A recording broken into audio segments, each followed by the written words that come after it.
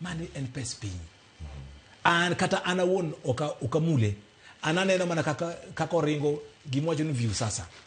ana won okamule oginga mamule odi directly to National Treasury ma waziri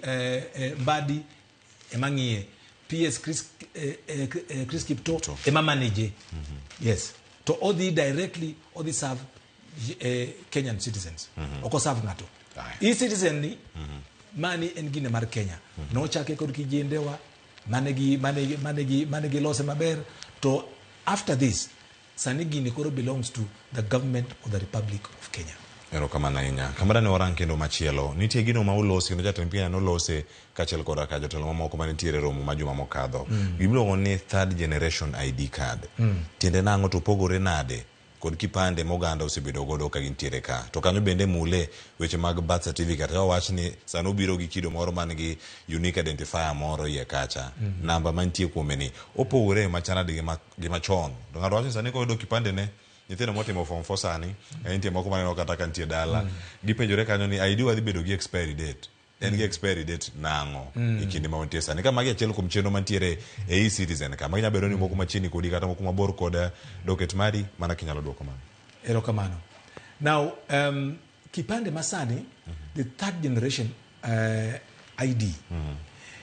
gini no chak because again the second generation security features manti third generation ID gin more enhanced orangi much more deeper mangato sani ok nyal superimpose pichi kata details meki entie kod chip machal na kod bank card visa card o the kata card make bengi ma ichwe ni to details meki bila te unlike choncha na gimondik chande kene meneno so sani kochwe kama tinene and entie kod features ingen magi duto pinyo wacho migepe make piny duto IOM okay emanoke to these regulations emwaluo emomiyo this ID nyakobet code expiry date nikech ingen features make change ondi omini kaka ni chal